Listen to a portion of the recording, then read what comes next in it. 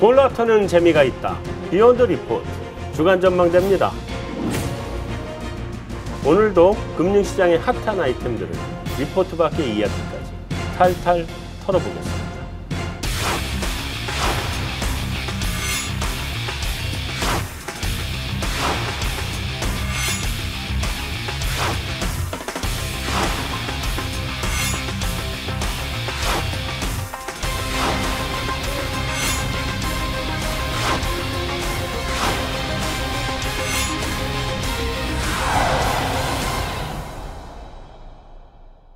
외환시장이 좀 많이 흔들리던데?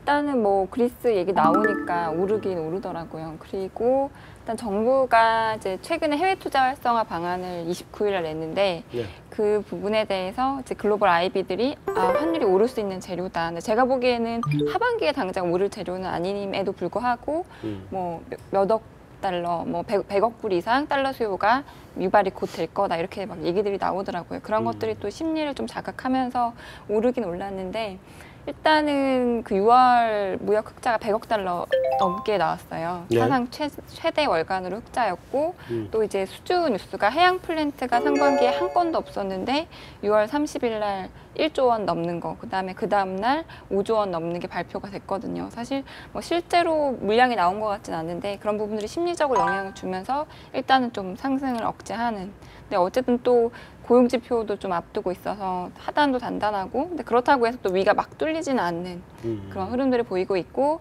하나 주목해야 될 거는 이제 엔원 환율이 엔화는 강세, 원화는 약세 보이면서 910원대 위로 올라섰다는 게 의미가 있을 것 같습니다. 그래서 최근에 언론에서는 또 이제 뭐 엔화를 저가 매수해야 될 때다 막 그런 얘기들도 나오긴 하더라고요. 외신에서도 그렇고 내신에서도 그렇고. 그럼 우리 원화는 지금 대외적인 요인과 대내적인 요인이 같이 지금 맞물려서 환율이 결정된 거잖아요. 근데 어쨌든 그래도 우리 원화가 여전히 안전자산으로 취급 안 되고 신흥국 통화 쪽으로 분류돼서 취급되는 것 근데 같아요. 항상 이벤트가 딱 이렇게 터지면 일단은 반응을 했다가 빨리 되돌림을 하는 그런 모습들이 한 몇 년 정도 최근에 이렇게 계속 반복이 되고 있어요. 이번에도 그런 것 같고, 일단은 근데 최근에 또 인식은 정부가 이제 환율을 방어해야 된다는 그런 그 명분이 좀 생긴 것 같아서 또 그런 인식도 있는 것 같아요. 정부가 막아줄 거라는 인식, 그런 부분들 때문에 또 상승 재료에 좀 민감하게 반응을 하는 것 같아요. 시장이 왜 이렇게 변동성이 크냐? 아주 간단하죠. 쉬지 않고 올라왔기 때문에 그 열을 식히는 구간도 길거나 혹은 폭이 커야 되는 겁니다. 것들이 많이 좋아지고 있느냐? 전혀 별로 안 좋아지고 있어요. 그럼에도 불구하고 이런 정책 카드를 쓰는 건 왜냐하면 분명히 신호 효과가 있다라는 거예요. 작년이 중국 주식시장이 시가총액이 늘어나든 지수가 늘어나든 가장 핫한 구간일 겁니다. 이 구간이 매수의 타이밍일 수도 있는 거죠. 이분이 대성하겠네. 약을 잘 팝니다. 그렇지. 일단 우리 중국 증시 한번 먼저 봅시다. 상반기 중국 증시 흐름이 좀 어땠어요? 뭐 글로벌에서 가장 핫한 증시가 뭐 중국 증시였다는 건 이제 우리 모두가 알고 있는데 뭐 작년 정확히 말씀드리면 10월이죠. 금리 인하를 하고 후광통이라는 이제 거래 제도를 실질적으로 시행하면서 이제 중국 시장이 빠르게 올랐는데 작년 하반기 10월부터 12월까지는 금융주의 랠리였어요.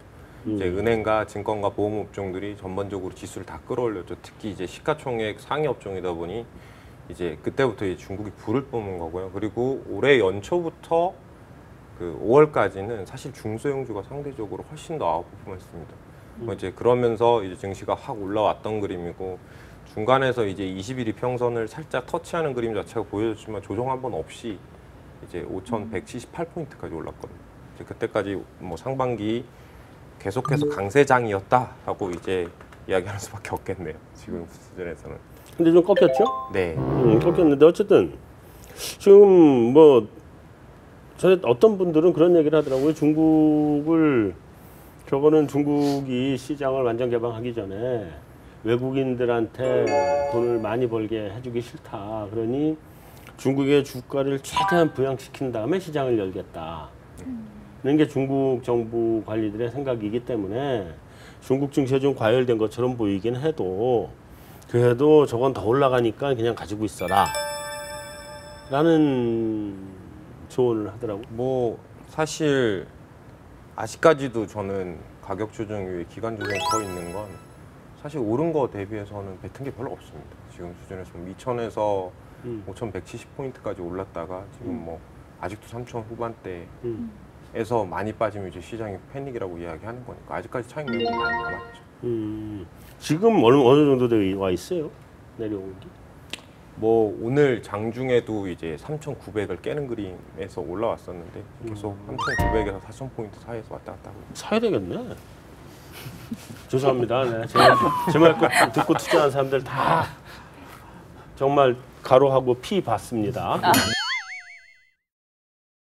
자, 중국은 조정인데 그리스 이슈가 터지고 글로벌 증시는 이렇게 푹 빠졌었잖아요. 그래도 지금 다시 반등하고 그러죠. 지금 상태는 어때요? 다른 글로벌 증시는?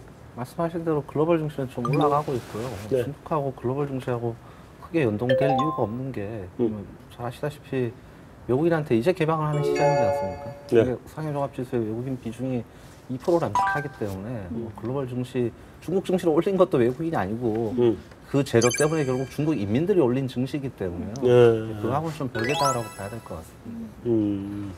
제가 알기로도 중국 시장이 뭐 다 아시겠지만은 개인 투자자가 훨씬 기관 투자자보다도 많고 그 기관 투자자들도 굉장히 고전을 하는 시장이라고 예, 그렇게 알고 있습니다. 그래서 말씀하신 것처럼 또 윤정군 말씀하신 것처럼 해외랑도 분리해 봐야 되고 우리가 우리 주식시장 보듯이 기관 투자가 관점에서 보듯이 그런 관점으로도 좀 다르게 봐야 되는 시장이 아닌가 예, 그런 생각이 듭니다.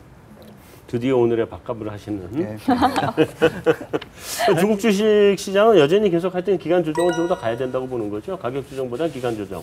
그렇죠. 제가 봤을 때는 저는 하반기 다시 강세장으로 보고 있습니다. 근데 이 구간에서 이제 어떻게 열을 식히고 차익 매물을 소화하는지에 대한 그림이 중요하겠죠. 이제 중국 정부의 정책들이 좀 몇 가지가 대규모로 나왔죠. 그래서 네. 첫째 우리 뭐 기준금리 먼저 한번 좀 볼까요? 기준금리 중국은 아직도 예대금리 가지고 기준금리를 삼는 거죠? 예. 네. 어떻게 됐어요 지금? 뭐 기준금리? 이제 이번에 지준율과 이제 금리 인하를 동시에 했죠. 정부가 이제 여러 가지 의견이 나오지만 사실 증시 부양책입니다. 이건 경기 부양에 대한 필요성에서 이제 해자가 되는 부분이었고 전 사실 조금 의외였습니다. 사실 지금 금리를 인하를 하는 것 자체가 증시에도 경기에도 큰 영향을 미치지 못할 거라고 생각했던 건 얼마 전에 예대 비율을 완전히 폐지하면서 사실 그 대출의 레벨을 늘릴 수 있는 선제적인 조치는 시장에 있었고요.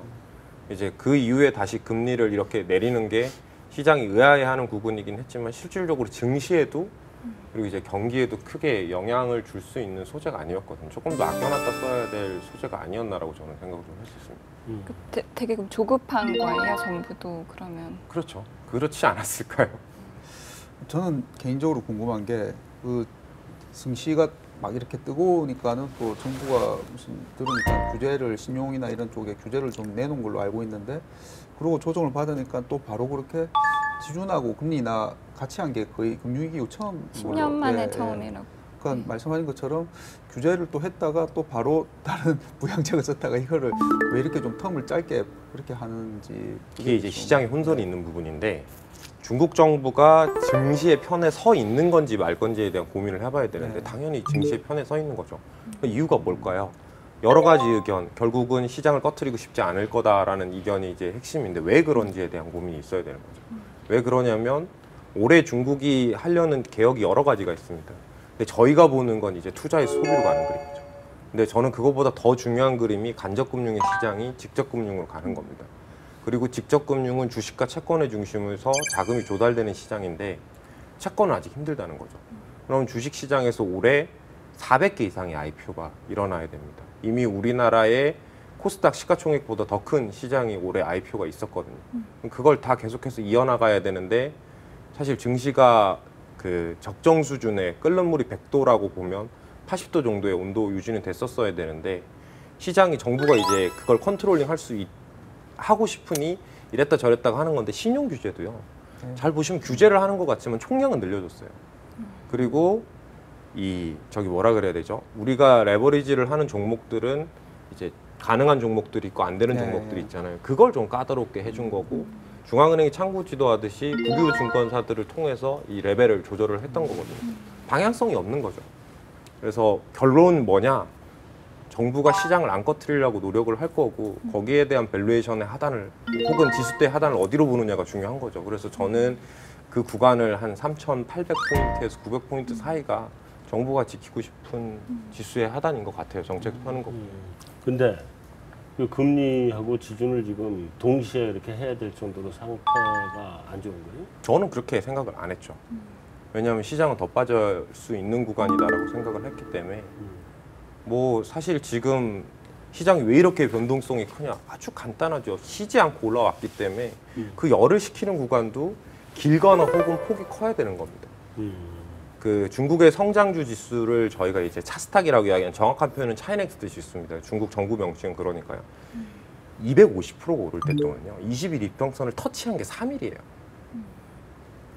그러면 조정이 이만큼 일어나야 되는 겁니다. 아까 제가 상반기 증시하면서 이야기해야지 하다 깜빡했던 게 있었는데 중국이 지금 수급이 어떻게 움직였냐면 지금 거래의 한 80~90%는 개인이거든요.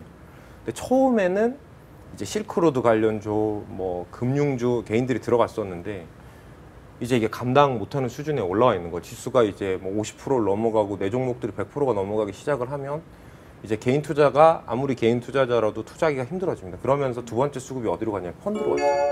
그래서 펀드가 시장을 사기 시작했습니다. 근데 세 번째 수급이 어디로 갔냐면 이제 이 펀드가 추가적으로 자금을 조달하려면 세 가지가 충족이 돼야 된다 그러더라고요. 이건 중국 운용사들이랑 미팅을 하면서 들은 건데 레버리지, 성장주, 중소형주면 하루 이틀이면 시장에서 1조가 조달된대요. 펀드가. 그래서 시장이 차이넥스트가 밸류에이션이 몇 배까지 갔냐면 15.1배까지 갔습니다. PBR이요. PER이 아니라 PBR이 15.1배까지 15배? 네. 그 정도로 버블인 시장이었죠. 그래서 이제 저희가 이제 그때 계속 말씀드린 게 수급은 이제 7분 능선까지 왔다. 그리고 똑같은 개념에서 그럼 지금부터 뭘 봐야 되냐? 지금 수급이 맨 마지막에 쏠려 있던 그리고 이제 신용 매물이 제일 많이 쏠려 있는 이 차이넥스트라고 이야기하는 중국의 중소형주가 적정 수준의 조정 구간이나 변동 구간에서 과잉과 차익 매물을 털어내는 구간이 있어야 된다는 거죠. 그걸 확인하는 순간이 이제 상해 종합지수의 바닥을 이야기할 수 있는 거고 정부가 낼 수 있는 부양정 틀은 많아요. 사실 성강통이라는 아주 큰 핵심 호재가 남아 있는 거고 이 성강통은 MSCI EM 확정의 다른 말일 수도 있습니다. MSCI가 지금 보류시켜 놓은 거잖아요. 노출도에 대한 이야기를 했으니 같을 거고 그리고 이제 정 안 됐을 경우에는 IPO 중단 그리고 거래세 인하 뭐 이런 조치들이 많아요. 얼마든지 증시를 올릴 수 있는 호재들은 많습니다. 그리고 펀더멘털로 보면 여기 계신 분들 동의 안 하시는 분들도 있겠지만 저는 하반기 L자형에 가깝지만 경기가 돌아서는 모습은 보여줄 거다라고 생각을 하고요. 그리고 기업의 이익이 좋아집니다. 중국이 기업의 이익이 어떻게 좋아져? 제가 말이 좀 긴데 여기까지만 이야기하겠습니다. 중국의 이익이 어떻게 좋아져? 아주 심플하죠. 중국의 이익을 다 잡고 있는 거는 은행, 금융, 뭐 증권, 보험이죠. 그리고 나머지가 에너지랑 시크릿컬입니다. 근데 시크릿컬은 뭐냐? 제가 말한 종목들은 다 부채 비중이 많은 애들이죠.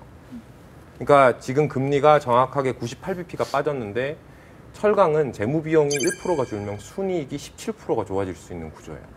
그러면 지금 금리 인하로 인해서 하반기에 시크릿컬의 이익이 좋아지고 금리가 내려가니 증권주 애들은 계속해서 이익이 좋고 은행주는 뭐죠? NIM이 축소되고 있지만 지금 이제 예대율이 없어지면서 대출의 총량은 늘어나기 때문에 하반기는 이익은 좋아지거든요. 그러면 시장을 보는 사람이고 저희는 중국을 한두 달로 보는 게 아니기 때문에 지금은 분할로 저가 매수에 대한 구간에서 시장을 봐야 되는 구간이라고 저는 솔직히 생각을 하고 있습니다. 그렇지만 이제 매크로 관점에서 보면 사실 중국이 지금 통화 정책을 뭐 왔다 갔다 조정을 하고 하는 게 과연 실물 경제에 얼마나 파급력을 주겠느냐 저는 매우 제한적이라고 생각을 합니다. 사실 금리를 낮추고 지급 준비를 낮추고 하면 우리가 상식선에서 이제 뭐 돈이 돌고 신용 창출이 일어나서 경제가 좀 좋아지고 이걸 이제 주식시장이 반영을 하고 한다라는 건데 사실 중국에서 지금 유동성 뭐 M2 유동성이나 이런 지표들이 많이 좋아지고 있느냐 전혀 별로 안 좋아지고 있어요. 왜냐하면 이미 부채가 목에 찼기 때문에 예 그리고 기업들이 그렇게 경제 상황이 안 좋다 보니까는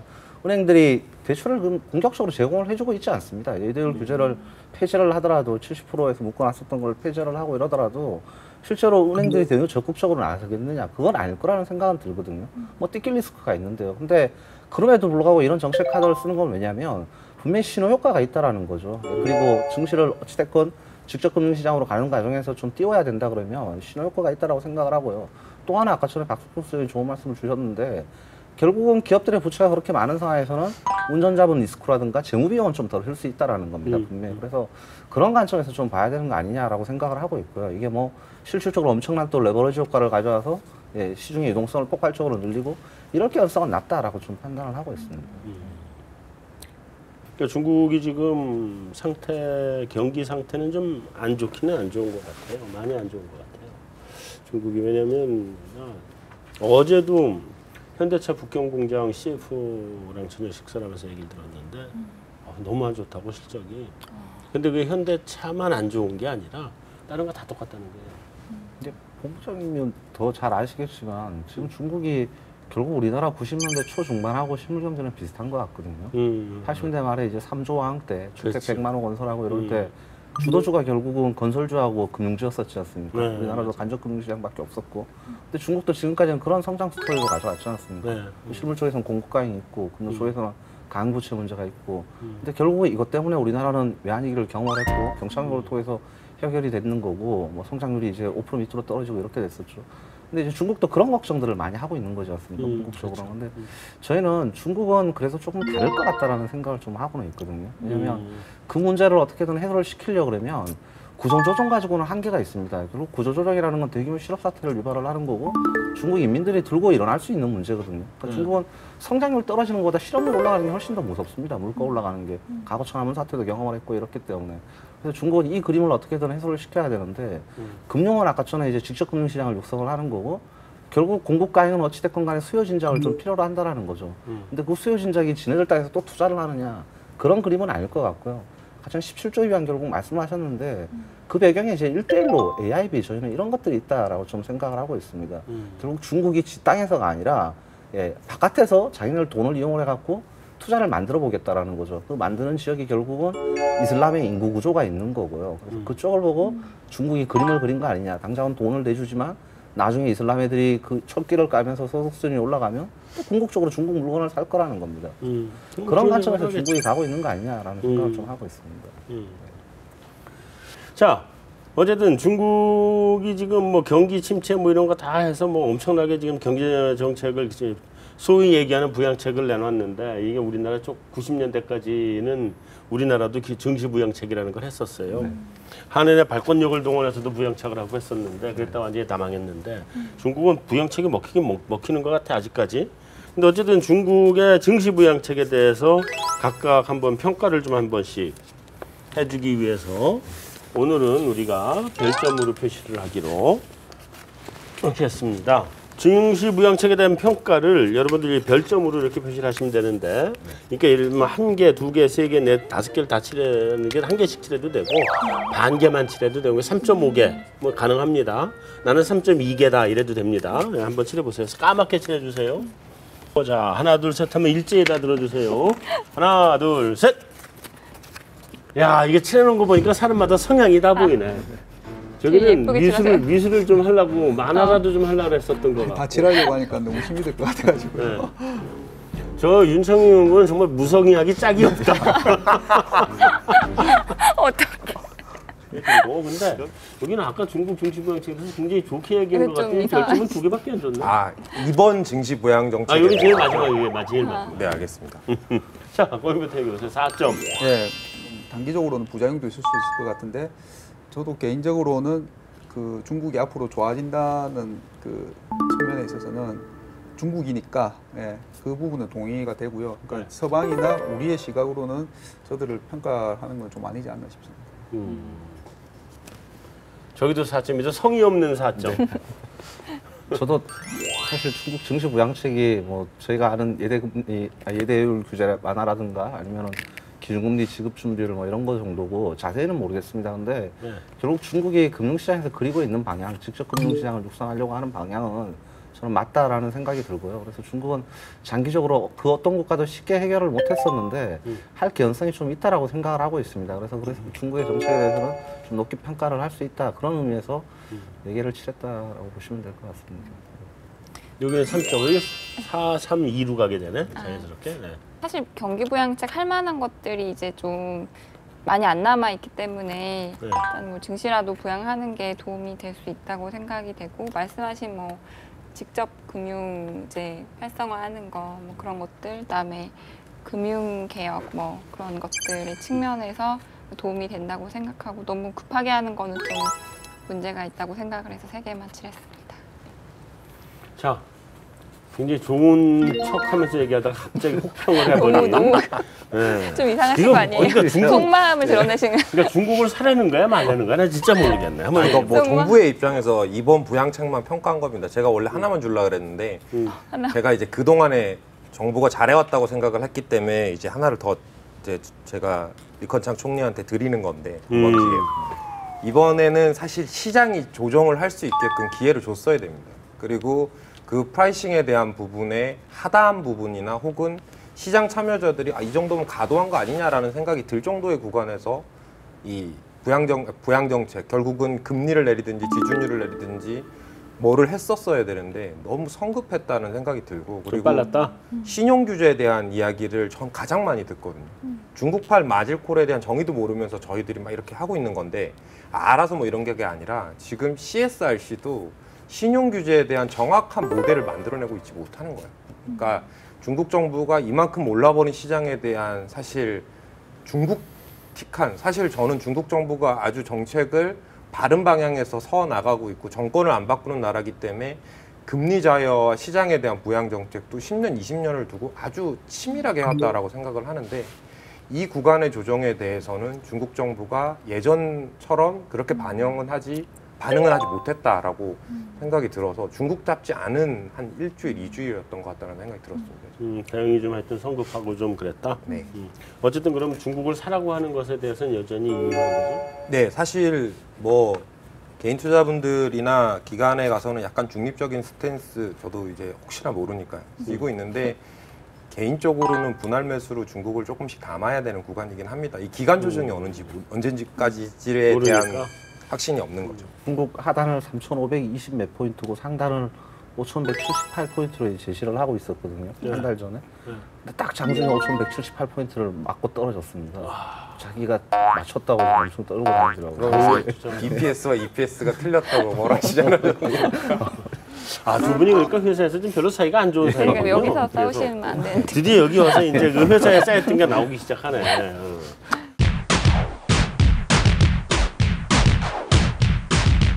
그러니까 밴드를 어떻게 봐요?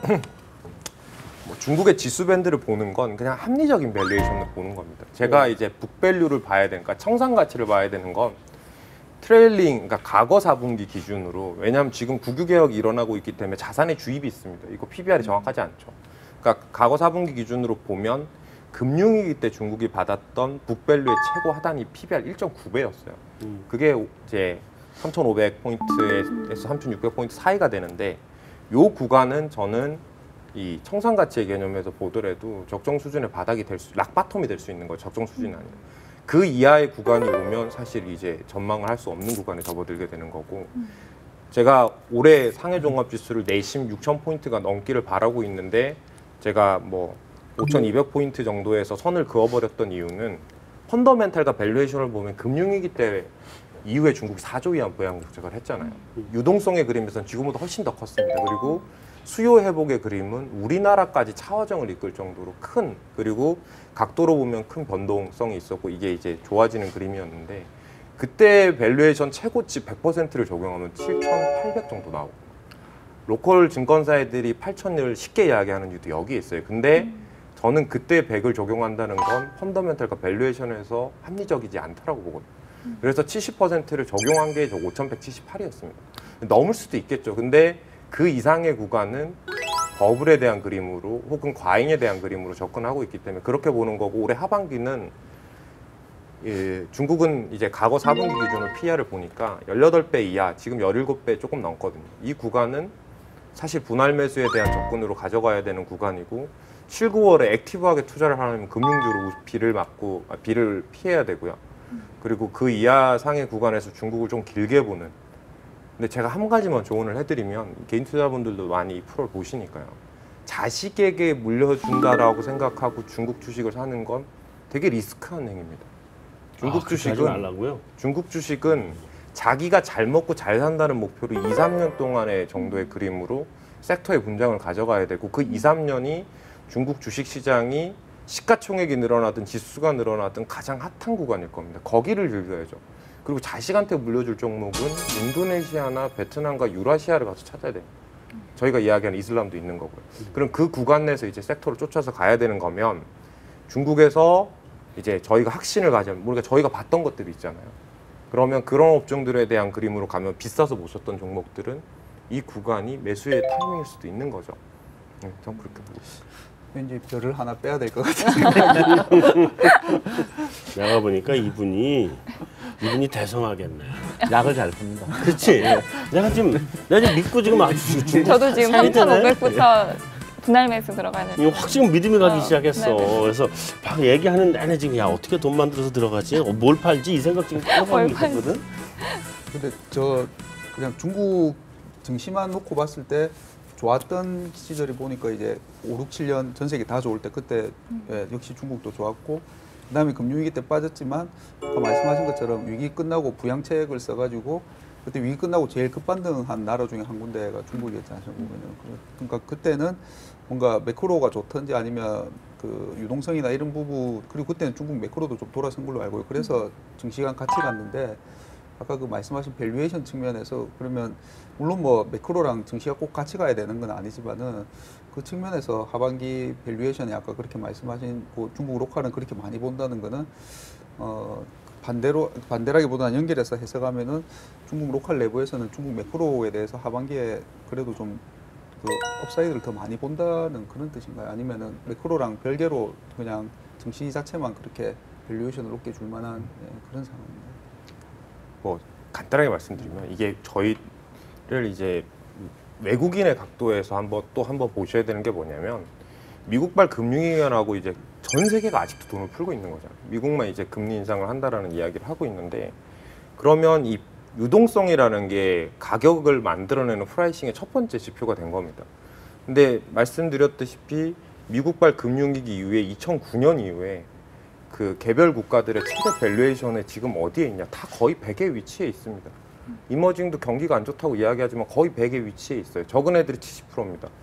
근데 중국은 2009년 때 받았던 밸류에이션에 지금 75%도 못 적용받고 있어요. 한 60% 정도를 적용받고 있습니다. 저는 버블이라는 이야기는 보통 이렇게 하죠. 과거의 회귀적인 분석에서 지금 어디에 위치해 있냐라는 거랑 글로벌 국가의 상대적인 비교를 하고 있는 겁니다. 중국은 그렇게 보면 사실 버블이라고 이야기하려면 미국과 유럽 증시에 대한 우려가 더 섞여야 되는 거죠.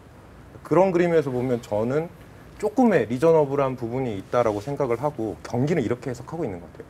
좋으니까 시장 참여자들이 경기가 안 좋으니까 부양 정책을 한다고 이야기를 하는 거죠. 유창희 형이 이야기했던 것처럼 그런 것들은 심리에 영향을 미치는데 증시는 원래부터 현재의 가치가 아니라 미래의 가치를 프라이싱하는 가격 지표이다 보니 오히려 경기가 안 좋아지는 게 증시의 호재였다. 그리고 생각을 하고 있는 거고 최근에 증시 조정에 대한 여러 가지 이야기들이 있어요. 왜냐하면 명확한 이 빠지는 이유를 설명 못하기 때문이거든요. 근데 중국 로컬 애널리스트가 쓴 것 중에 경기가 약간의 머리를 드는 모습, PMI나 이런 지표에서 그게 잡히잖아요. GDP에 대한 추정치도 조금 올라오고 있습니다.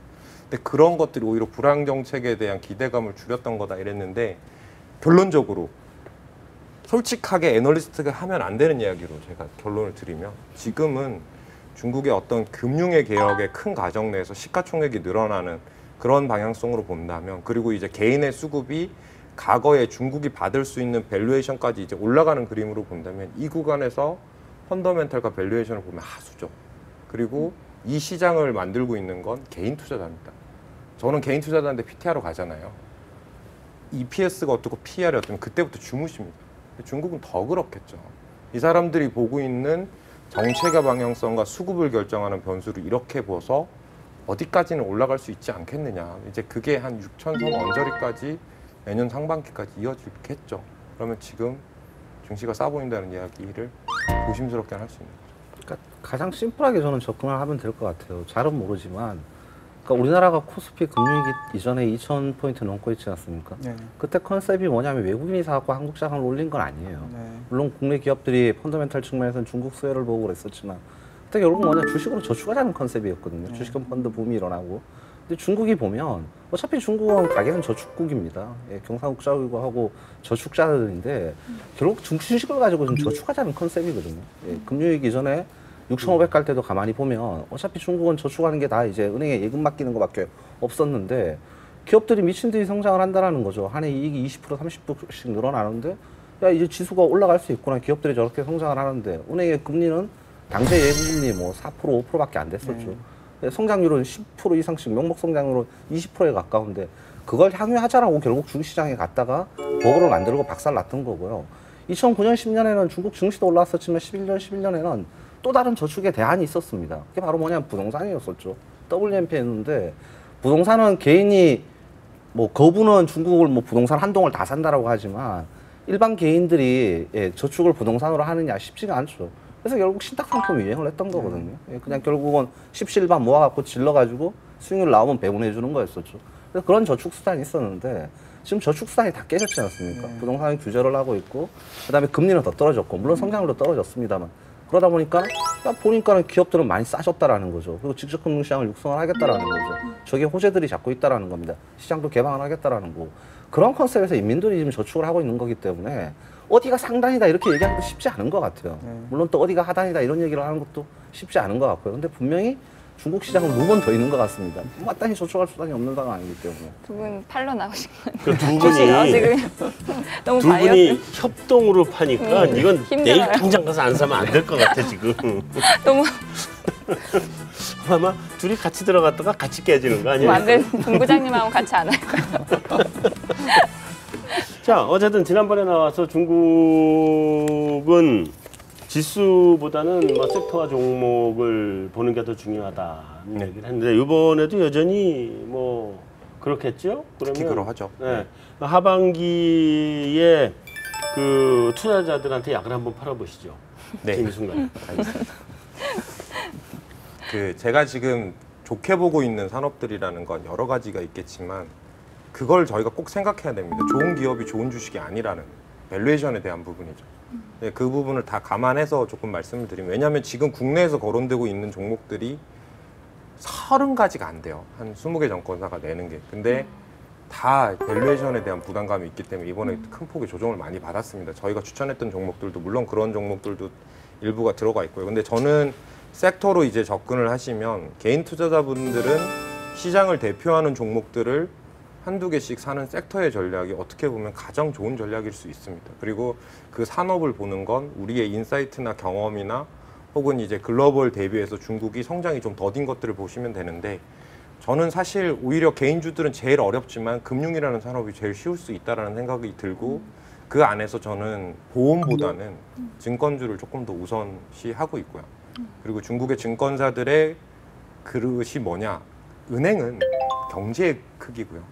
그리고 증권은 금융의 크기입니다. 그래서 얘들이 커져야 될 룸에 대한 걸로 보시면 1등 증권사, 2등 증권사 중심으로 가는 게 맞다. 그리고 나머지 좋아 보이는 섹터는 제약 바이오라고 생각을 합니다. 이번에 가장 조정폭이 컸던 애들인데 중국은 아이러니하게도 개도국이 지금 노령화를 겪고 있는 그런 그림이고 중국도 이제 조금 있으면 섹터별로도 성장이 기한 구간이 오기 시작을 하면 이 바이오 헬스케어는 글로벌에서 중국이 가장 성장의 폭이 넓고 글로벌 피어 대비한 밸류에이션에 대한 부담감도 이제는 많이 덜었습니다.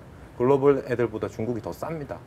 그래서 그런 애들 중심으로 보시고 이제 우리나라 관점에서 보시면 이런 말은 믿지 마십시오. 중국에서 뭘 사면 집을 한 채 산다? 뭐 이런 이야기들이 많습니다. 그래서 아주 전형적인 약 파는 사람들의 신한은행 멘트야. 이런 갑자기 말 믿지 컨셉이 마세요. 바뀌신 것 같아요. 우리나라 삼성화재나 삼성전자가 몇 퍼센트가 올랐다. 이거 아주 위험한 이야기죠. 초기 시점과 고점을 어디나 보느냐에 따라서 주가의 수익률은 100% 200%가 바뀔 수가 있습니다. 저희가 봐야 될 건 우리 시장에서 추세적으로 시장을 아웃퍼폼하면서 올라갔던 종목이죠. 이제 그런 종목들이 뭘 있는지를 보셔야 되는데 우리나라 투자자 관점에서 제일 보기 쉬운 게 신세계 같은 업종이죠. 신세계가 롱런할 수 있었던 이런 이유를 잘 보셔야 되는데 그런 정면 제가 시간이 많으면 1시간 정도 더 약을 하고 싶은데 제가 그러니까 말씀드리고 개별적으로 싶은 파셔야 건 돼, 네, 개별적으로. 오프라인 플랫폼이 아니라 온라인 플랫폼에서 중국의 내수 시장과 유통 시장을 가져갈 수 있는 애들을 사는 게 가장 리스크가 낮다라고 생각을 하고 이미 중국은 거기에서 진입 장벽이 만들어진 거거든요. 우리나라 백화점이 그 거래 업체들한테 50%의 삥을 뜯어먹을 수 있는 건 얘들의 진입 장벽이 높아서기 때문이거든요. 40%의 대안이 없기 때문에 50%의 삥을 뜯어먹을 수가 있는 건데 센 발언. 중국의 온라인에 대한 플랫폼이 이미 그 정도까지 올라와 있다는 거죠. 아, 그래. 그런 그림으로 보면 중국의 온라인 대표 뭐 알리바바나 텐센트 같은 애들이 있지만 그 온라인 플랫폼 내에서도 그 먹이사슬 제일 상단에 있는 텐센트 같은 애들을 주식을 투자를 하셔서 조금 긴 개념에서 싸면 더 이제 담는 그런 그림으로 보시면 되고 실질적으로 우리나라 온라인 애들보다도 밸류에이션이 쌉니다. 홍콩에 상장돼 있는 애들인데 그런 기업들 중심으로 개인 투자자분들은 접근하시는 게 낫지 않을까. 예, 그리고 나머지는 신급주 계좌를 털고 오시면 제가 알려드리도록 하겠습니다. 회사 알겠습니다. 바꾸시고 좀. 네. 내일 우리 손잡고 가자고. 아니 본부장님하고 같이 안 살고 하실 때 얘기해 주세요. 계좌 계산하라면 같이 하실 가도 때. 돼. 하실 때. 자, 오늘 여기서 메인 토크 마무리하고요. 자, 이제 외신으로 넘어가겠습니다.